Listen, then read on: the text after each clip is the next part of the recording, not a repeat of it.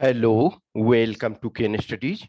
CAPF AC 2022 के जो भी एस्पिरेंट्स हैं, जो आप प्लान कर रहे हो 22 में एग्ज़ाम देने के लिए, वो इस कैंडिडेट का कॉपी देखना।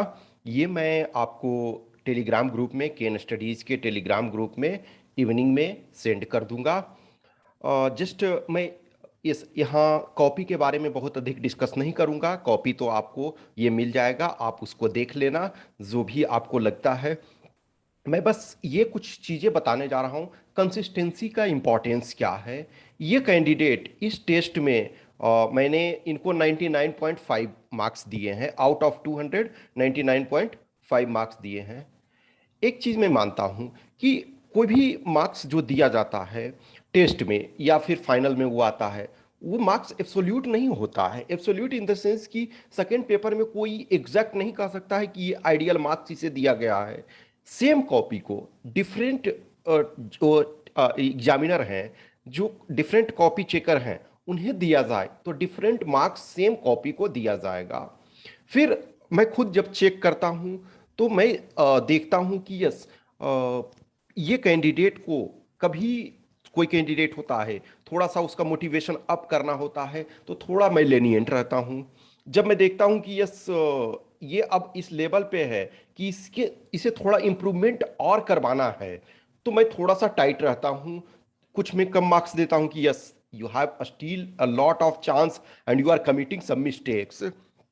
तो ये सारी चीज़ों को मैं देखता हूँ। एक और चीज़ है कि आप मेरा खुद का एक्सपीरियंस, जब मैं फर्स्ट टाइम कॉपी चेक करने लगा, तो अब मैं तो नहीं एग्जैक्ट नहीं जान रहा हूँ ना कि कितने मार्क्स मिलेंगे, लेकिन जब मैंने शुरू में कॉपी चेक करा, trial error in the sense कि मुझे लगता है कि यस, ये मार्क्स कैंडिडेट को मिलना चाहिए।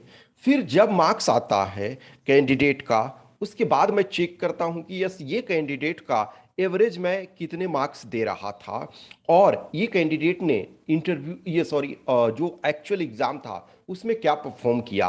तो मैंने देखा कि यस, जो मैं मार्क्स दे रहा हूँ मोर और लेस वो प्राप्त कर रहा है। अब किसी टेस्ट में किसी को हम, फॉर एग्जाम्पल आपको 115 भी हमने जिस टेस्ट में दिया था, वो कैंडिडेट भी 2 टाइम क्वालिफाई हैं, यानी कि 21 में भी वो क्वालिफाई हैं और 20 में भी क्वालिफाई। ये कैंडिडेट भी, इनका कॉपी अभी मैं दिखा रहा हूँ इस वजह से भी, एक कि ये 2020 में भी क्वालिफाई हैं और 2021 में भी रिटेन क्वालिफाई हैं। ये 2 कंसिक्यूटिव। और सबसे बड़ी बात यह है कि ये 2020 में ग्रेजुएशन इन्होंने अपना कंप्लीट किया और जॉब भी कर रहे हैं।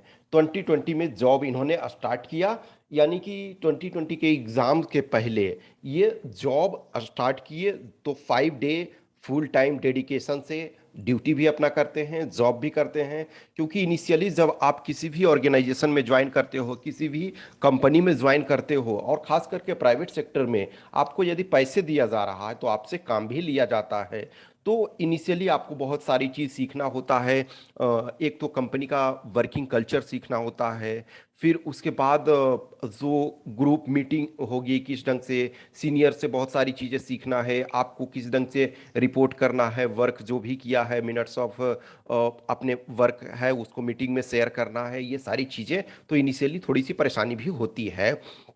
Once you are understanding the things, obviously काम हमेशा रहेगा। जब आपको पैसे दिया जा रहा है और जितना ज़्यादा दिया जा रहा है उतना ज़्यादा काम आपसे लिया जाएगा।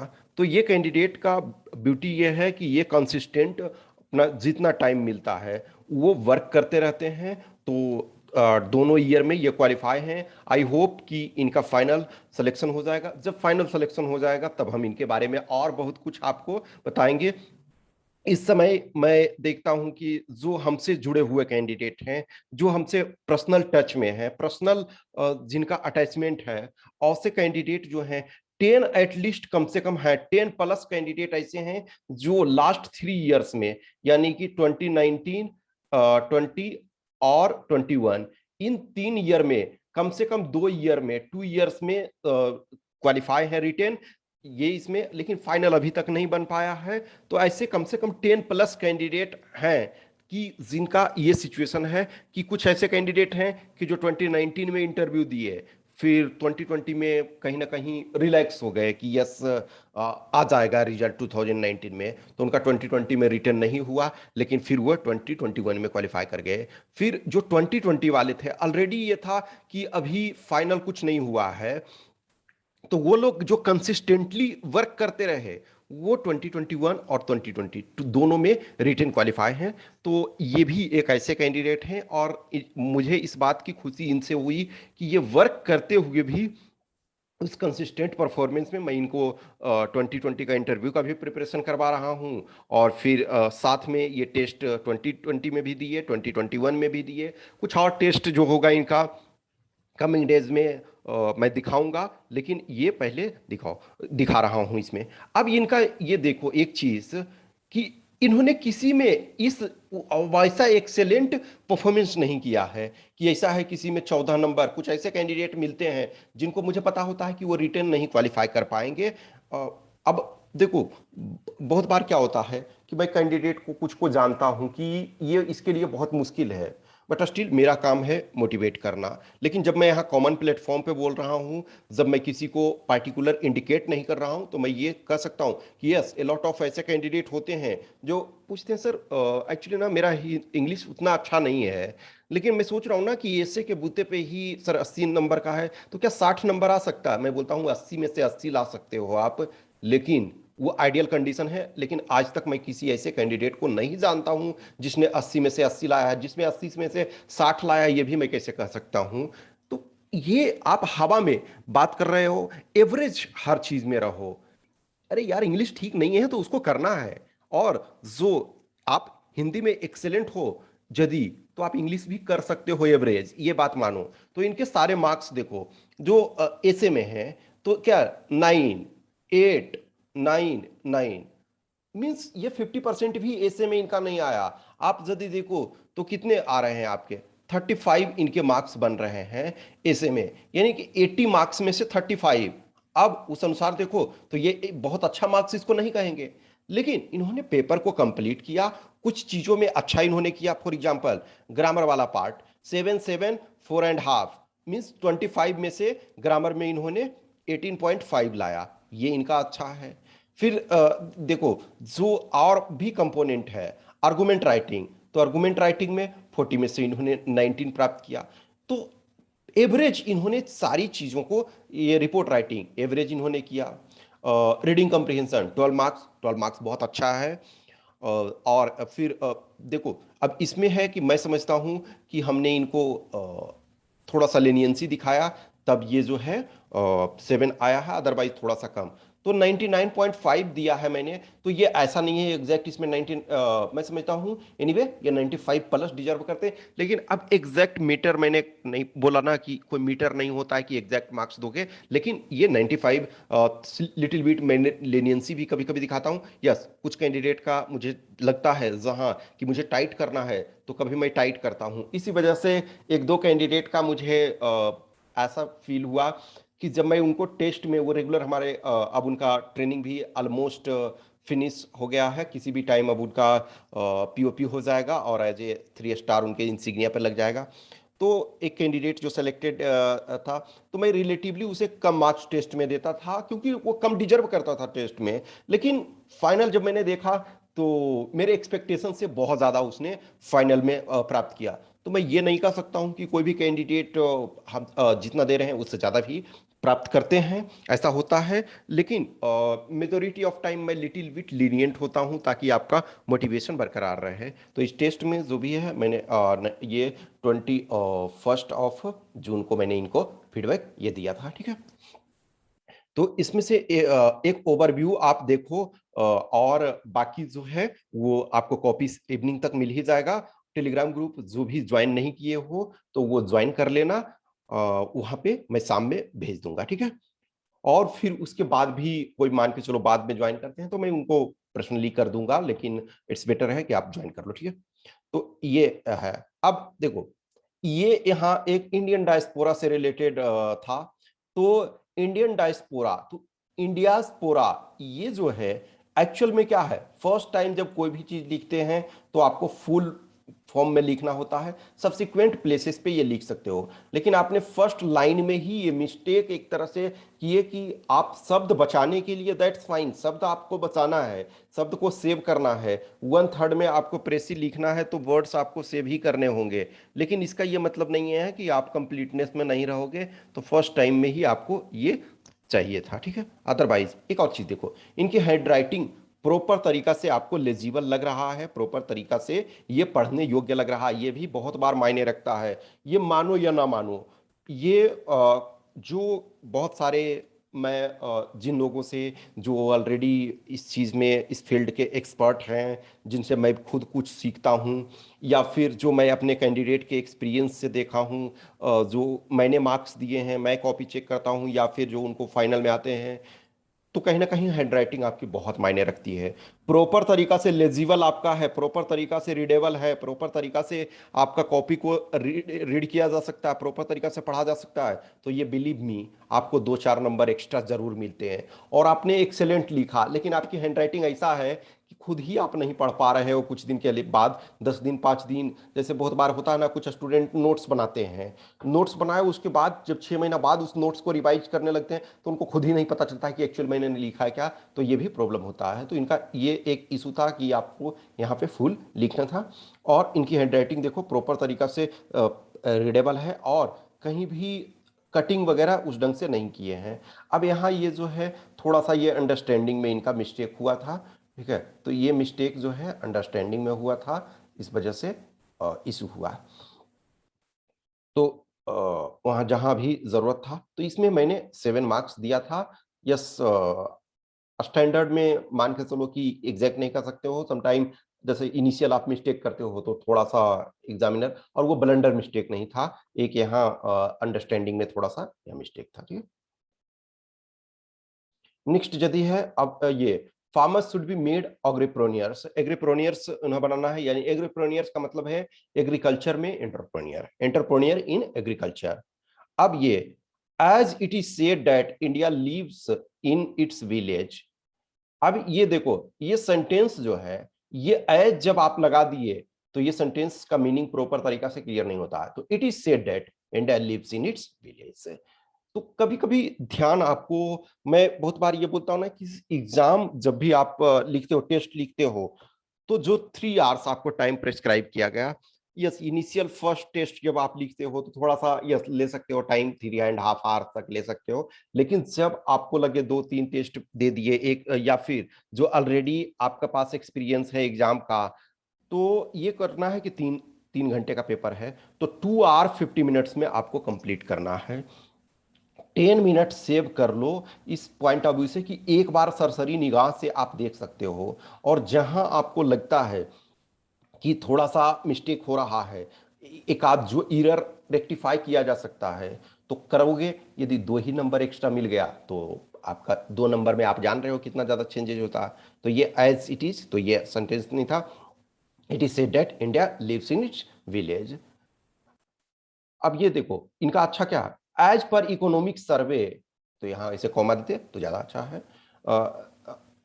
सॉरी सॉरी, ठीक है ठीक है, पर इकोनॉमिक सर्वे 2021 यहाँ सही दी है। Almost 42% of our population engaged in agriculture sector, but irony is they contribute less than 18% of our GDP. अब ये चीज को आप ऐसे भी लिख सकते थे कि 42%, 43%, और लेकिन जब आपने ये इकोनॉमिक सर्वे को लिख दिया, तो इसका मतलब क्या हुआ, आपने एक वजन दे दिया, एक वजन आप अपने राइटिंग में दिए कि यस आपने इकोनॉमिक सर्वे को पढ़ा है 2020। और ये अब लेकिन इसका मतलब नहीं है कि ये आपका इंफॉर्मेशन गलत होना चाहिए। जब आप इकोनॉमिक सर्वे और बजट को, या किसी भी चीज को, किसी भी ऑथेंटिक सोर्स को करते हो, तो आपका क्लोज में होना चाहिए। उसमें यदि प्रॉब्लम होता है तब बहुत ज्यादा ड्रास्टिक तो दिक्कत होता है, ठीक है। This shows the green picture of our rural economy and indirectly conditions of our farmers. तो ये एक तरह से इंट्रोडक्शन इन्होंने ये दिया। अब इसमें से इंट्रोडक्शन में भी थोड़ा सा पार्ट मिसिंग था, कि पूरी की पूरी इसमें कुछ और चीजों को ये करना था, या तो इस लाइन को नहीं लिखना था, उसमें कुछ और ऐसा है कि एग्रीप्रेन्योर वाले से हिंट थोड़ा सा आना चाहिए था। ये एक तरह से हाफ पिक्चर को इन्होंने किया, बट एनीवे सही था। एक आप वाला प्रॉब्लम में क्या होता ना, आप लोग जो आप लोग इन द सेंस की सीएपीएफ के एसी में ऐसे में कि 300 वर्ड्स का ही अभी आ रहा है। 2013 ऑनवर्ड से देखो तो 300 वर्ड्स का होता। 300 वर्ड्स में आपके पास बहुत ज्यादा अपॉर्चुनिटी नहीं होती है डेविएट होने का। जब सिविल सर्विसेज का ऐसे सपोज 1000 वर्ड्स का 1200 वर्ड्स का होता है, तो वहां बहुत सारा आपके पास विकल्प होता है फ्लेक्सिबिलिटी का। जैसे फॉर एग्जांपल सीएपीएफ का ही देखो, तो सीएपीएफ में 2012 में यदि मैं दोनों ईयर में दिया 12 और 13 दोनों में, तो उसमें देखा 12 वाले में क्या है, एक ऐसे लिखना था, तो फ्लेक्सिबिलिटी बहुत था। तो मेरे ऐसे उसमें बहुत अच्छे थे, ऐसे में मुझे बहुत अच्छे मार्क्स मिले होंगे ऑब्वियसली। जो मार्क्स मैंने देखा, क्योंकि मैंने पूरे पेपर कंप्लीट नहीं किए थे उस समय, मुझे आइडिया ही नहीं था कि एग्जाम क्या होता है। एनीवे मुझे जब मार्क्स मिला था तो 80 मार्क्स मिला था और मैं रिटर्न क्वालिफाई था। तो मुझे लगा कि यस, जो इसमें पेपर 2 में ऐसे वाला कंपोनेंट, चूंकि मैंने उसमें सबसे ज्यादा टाइम भी दिया था, उस समय इनफैक्ट मैं समझता हूं कि मैंने 1.5 घंटे सिर्फ ऐसे में दिया था, तो ठीक ठाक मार्क्स मिला था। अब current pandemic has worsened the situation. A large strata of our population who were engaged in other sectors pre-COVID have forcefully entered into agriculture sector. As in economic development, we need more entrepreneurs to bear some concept is required in agriculture as well. Need of the hour is to make our farmers agripreneurs. ठीक है, तो अब ये देखो, इसमें यहां ये add किए कि एग्रीप्रेन्योर हमें बनाना है। This can only be possible if we are able to provide them enough skills. For example में जब लिखते हो तो फॉर इनफैक्ट इसको ये इजी जब लिखते हो तो फॉर एग्जाम्पल इसी से हो जाता है।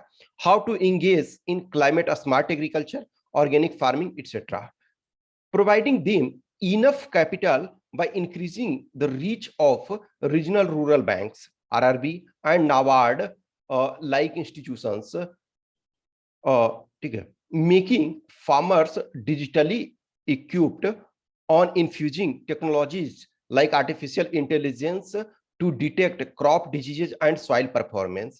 अब एक चीज क्या है, ये यहाँ मिस्टेक है इनका। नाबार्ड क्या है, नाबार्ड आपको डायरेक्ट जो है लोन नहीं देती है, वो जो आपको रूरल एरिया में जो क्रेडिट प्रोवाइड करते हैं उनको ये लोन देती है। यानी कि थोड़ी देर के लिए हम मान लो बैंकर्स बैंक रूरल एरिया के लिए, ठीक है, तो ये यहां इनका मिस्टेक है। Next, lastly, government need to make our agriculture sector more lucrative so that youth can find enough opportunity in farming. Improving market reach and supply chain along with cold storage facilities will boost the confidence of farmers to produce more and earn maximum profits out of it. Although government has taken various steps like amendment in APMC Act promoting contract farming and schemes like PM Fasal Bima Yojana, PM Kisan, etc., along with an aim to double the income of our farmers by 2022. All these steps will definitely foster the confidence of our farmers to become agripreneurs. Instead of waiving farm loans, we need to make our farmers capable enough so that they can repay their loans, and for this we need to walk an extra mile to make our farmers in the field of agripreneurs. तो ये एक average ऐसे लिखे हैं, कोई भी ऐसा words नहीं है जो कि बहुत टफ इन्होंने लिखा।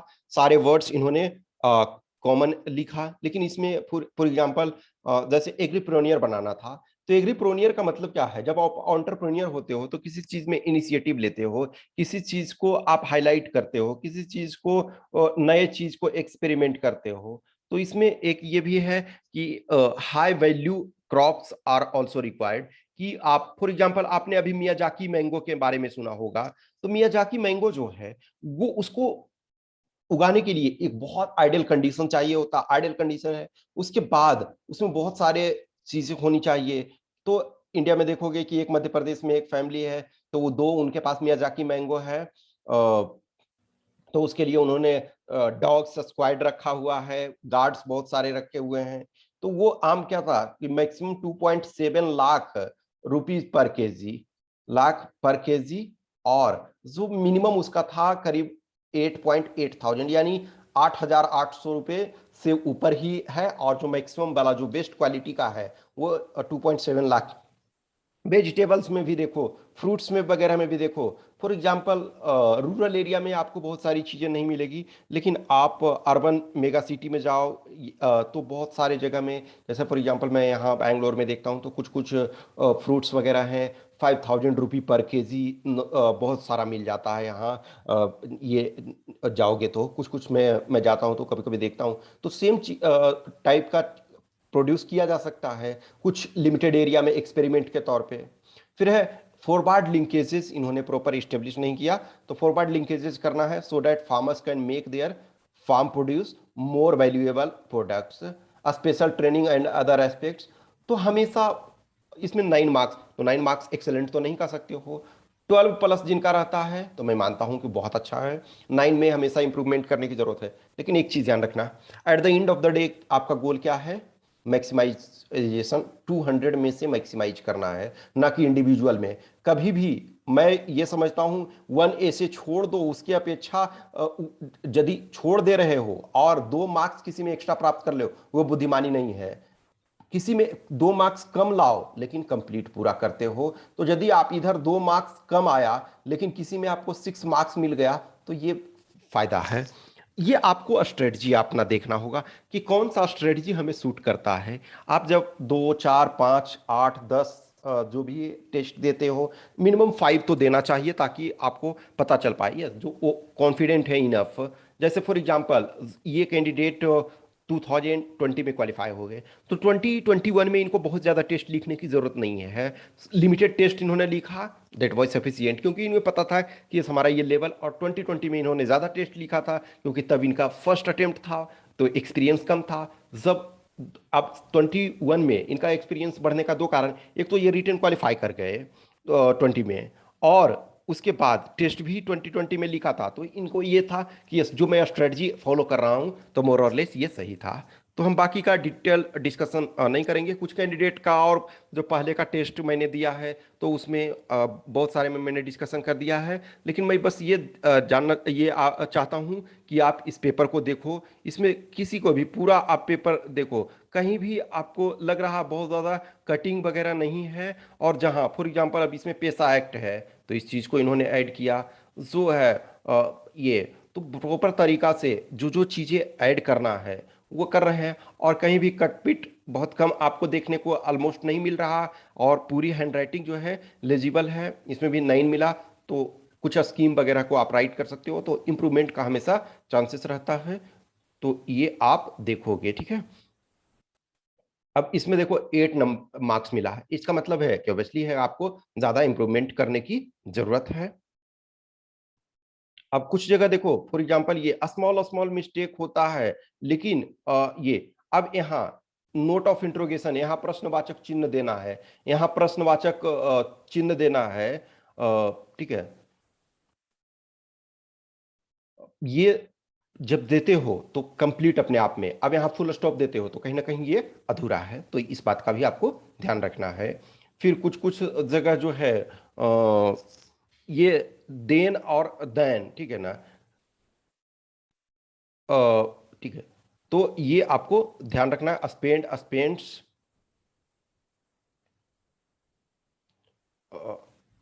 थोड़ा थोड़ा देखोगे कि जहां जरूरत है वो मैंने इम्प्रूवमेंट ये बता दिया स्मॉल स्मॉल में। फिर जो सजेशंस है वो सजेशंस वगैरह आपको फॉलो प्रॉपर तरीका से करना चाहिए, तो ये इनका कॉपी आप आराम से देखना, ठीक है। एक ये भी देखो इनका जो आपका आर्गुमेंट राइटिंग है, तो आर्गुमेंट राइटिंग में इन्होंने जो है क्या है, इंट्रोडक्शन टॉपिक को दे दिया है, इंट्रोड्यूस टॉपिक को कर लिया। अब ये था कि India deserve super power status, तो yes India deserve super power status, इसके लिए इन्होंने लॉजिक दिया कि कहाँ क्या है। फिर उसके बाद एक्चुअली ये इनका था कि थोड़ा सा बड़ा पॉइंट को ये थोड़ा सा छोटा लिख करके पॉइंट एक एक्स्ट्रा बढ़ा देते तो ज्यादा अच्छा रहता, लेकिन सबकी अपनी अपनी स्ट्रेटजी है। अगेंस्ट में इन्होंने लिखा। फिर ठीक है। अब ये मैंने ऑलरेडी बोला कि आपको कंक्लूजन इसमें देने की जरूरत नहीं है, तो इन्होंने कंक्लूजन नहीं दिया। कुछ कैंडिडेट कंक्लूजन दे देते हैं, तो ऐसा नहीं है उसमें मार्क्स आपको डिडक्ट नहीं करेंगे, लेकिन मैं समझता हूँ वो बेनिफिशियल भी नहीं है। इससे बेटर है कि जो कंक्लूजन में वर्ड्स लगा रहे हो उसको एक्स्ट्रा पॉइंट में लगाओ। इलेक्शन कैंपेन ये था ड्यूरिंग कोविड 19, ये election campaign during Covid 19 pandemic में था, ठीक है। तो ये आपका किस ढंग से जो इनफैक्ट ये टेस्ट जब इन्होंने लिखा था तो इलेक्शन हो चुका था जो स्टेट में, तो 4 मार्क्स इनको दिया गया है। अब यहाँ देखो इन्होंने सोर्स लिखा है, तो आप यहाँ लिख भी सकते हो और नहीं भी लिख सकते हो। क्योंकि आप एग्जामिनेशन में लिख रहे हो तो वो रिपोर्ट जब प्रॉपर तरीका से तैयार किया जाता है तो वहाँ सोर्स आपको देने की जरूरत होती है। लेकिन एग्जाम में आप जब लिख रहे हो तो दे दोगे तो ठीक है, नहीं देते हो तब भी कोई इशू नहीं है, मुझे ये कोई फर्क नहीं पड़ता है। अब ये क्लाइमेट एक्शन पे था, तो इसमें भी इन्होंने इन्हें 4 मार्क्स मिले हैं। हमेशा इंप्रूवमेंट का ये चांस रहता है। ये आपका इसमें जो आपका रीडिंग कम्प्रिहेंशन है, तो रीडिंग कम्प्रिहेंशन वाला ये पार्ट, फिर ग्रामर में इनको 7 मार्क्स मिला है इसमें पेपर ये पार्ट फर्स्ट में। फिर इस 7 मार्क्स इनको मैंने ये दिया था, ठीक है। 7 इसमें ए नंबर में, 7 इनमें बी नंबर में, और फिर आपका इनको 4.5 जो है ये सी वाले पार्ट में। तो कुछ में देखो जो होता है, जैसे फॉर एग्जांपल ये यहाँ जो है मीनिंग यदि क्लियर नहीं हो पा रहा है, कुछ जगह यदि क्लियर फुल रूप से हो रहा है तो 2 मार्क्स मिल गया। जहाँ थोड़ा सा डाउट है तो आपको 1.5 मिला, कुछ जगह सिंगल हाफ भी मिला। तो डिपेंडिंग ऑन है कि वो समटाइम एग्जामिनर के ऊपर भी थोड़ा सा डिपेंड करता है, तो लिटिल बिट आपको डेविएशन हो सकता है। तो at the end of the day मैं इसमें यही बताना चाहता हूँ कि जो भी कैंडिडेट हो, आप ये मत मानो कि एग्जाम क्वालिफाई करने के लिए एक्सेलेंट होने की जरूरत होती है। एग्जाम क्वालिफाई करने के लिए यूपीएससी के किसी भी एग्जाम को क्वालिफाई करने के लिए एवरेज प्लस हो, लेकिन कंसिस्टेंसी रख रहे हो। अब इसका मतलब ये नहीं है कि कंसिस्टेंटली आप 8 घंटे बोलोगे वर्क कर रहे हैं और मैं आईएएस बन जाऊंगा, नहीं। उसके लिए भी अब एन नंबर ऑफ कैंडिडेट जब फाइट कर रहे हैं तो उसमें से थोड़ा सा आपको बेटर और कैंडिडेट से भी होना ये भी होता है। लेकिन जब मैं सीएपीएफ को मैं डिटेल रूप से जानता हूँ, जितने मैं इसके 1000 प्लस कैंडिडेट से डायरेक्ट एक तरह से कांटेक्ट में रह रहा हूं अभी भी लंबे समय से, 2017 से लेकर के अब 2020 के 22 के बहुत सारे कैंडिडेट, यानी कि देखा जाए तो मैं एक्टिव जब प्रिपरेशन स्टार्ट करवाने लगा तब से देखोगे तो 17 18 19 20 21 5 ईयर्स तो कंप्लीट हो चुके हैं। 6 ईयर में इंटर हो रहा है, यानी 6 ईयर का प्रिपरेशन अब स्टार्ट हो चुका है ऑब्वियसली ऑलरेडी पहले से ही।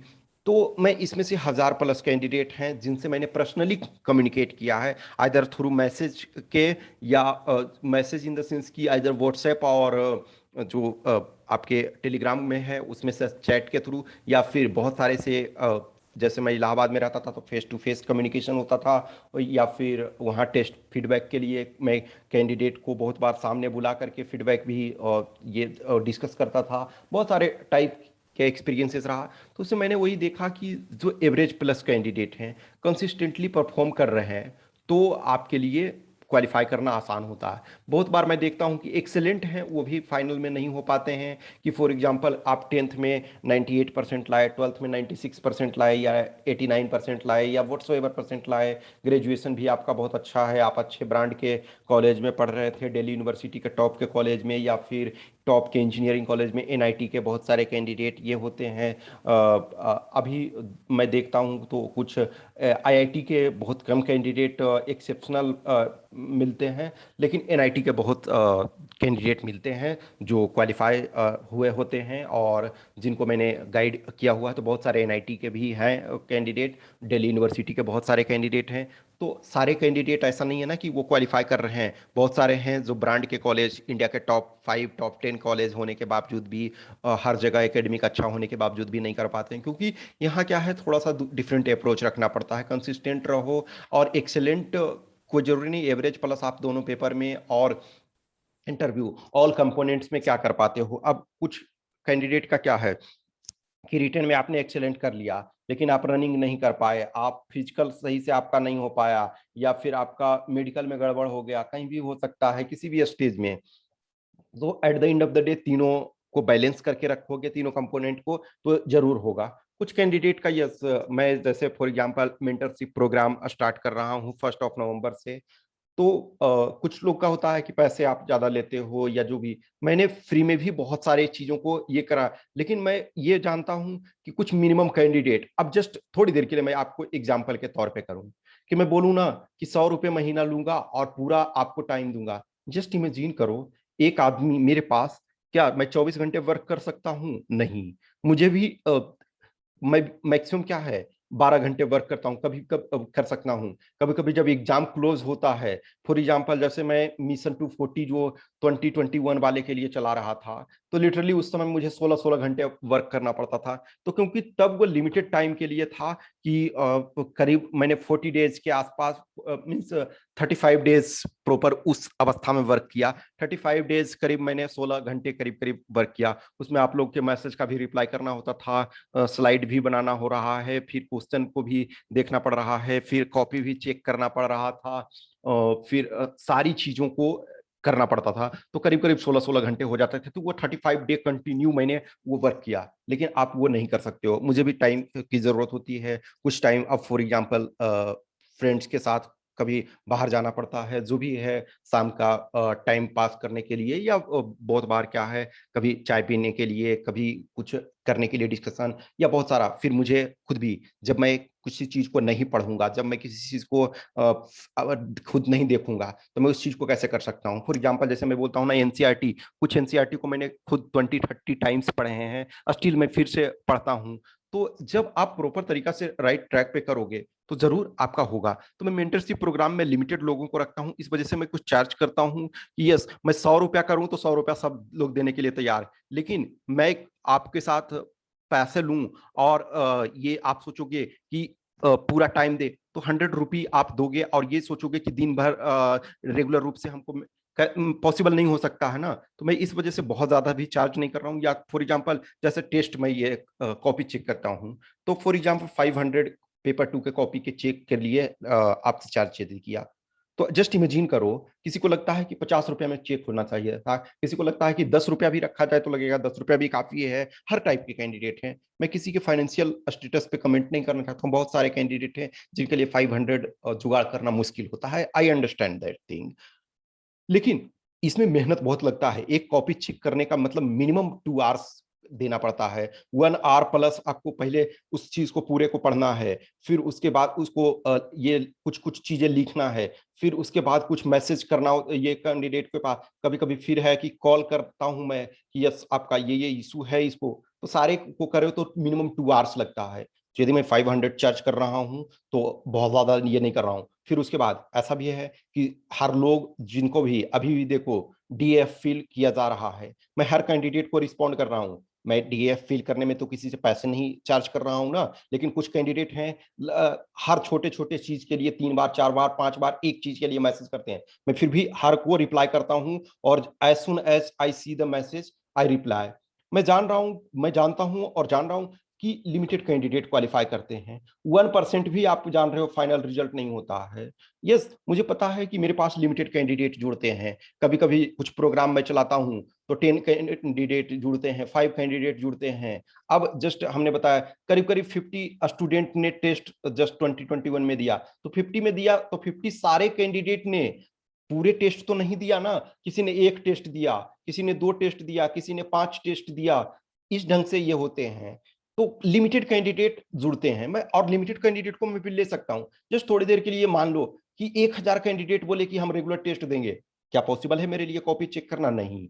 अब यस, ज्यादा कैंडिडेट होंगे तो मैं कॉपी चेक करने के लिए ज्यादा कैंडिडेट जो है टीम में, उनको कुछ को और ऐड करूंगा। अभी जैसे फॉर एग्जांपल सेकंड पेपर के कॉपी लिमिटेड होते हैं, तो मैं खुद चेक करता हूं। पेपर 1 का वर्क बहुत सारा है जो मैं कुछ और लोगों से करवाता हूं, और मैं खुद फाइनल टच खुद देता हूं। लेकिन जो काम दूसरे कर सकते हैं वो दूसरे करते हैं, लेकिन जो काम मैं कर सकता हूं वो मैं करता हूं, और मैं लिमिटेड ही वर्क कर सकता हूं। आई होप कि चीजें आपको क्लियर हुई है। इस कॉपी को देखोगे तो बहुत सारी चीजों को समझ में आएगा। जिन्हें भी मेंटरशिप प्रोग्राम में ज्वाइन करना है, टेस्ट वगैरह के बारे में, टेस्ट हम कब से प्रॉपर स्टार्ट करेंगे इसका भी कमिंग डेज में हम करेंगे। आपको पास, आप लोगों के पास बहुत सारे नंबर्स वगैरह है ही हैं, तो आप चाहो जो भी है आप मुझे मैसेज कर सकते हो। ये मेरा व्हाट्सएप नंबर है, मैं ऑलरेडी हर वीडियो में आपको बता देता हूँ। तो 8527146498 ये व्हाट्सएप नंबर, और टेलीग्राम नंबर आपका 7404909669 ये टेलीग्राम वाला है, और ये आपका व्हाट्सएप है। आप जो भी है रिलेटेड मैसेज कर सकते हो। Okay, thank you.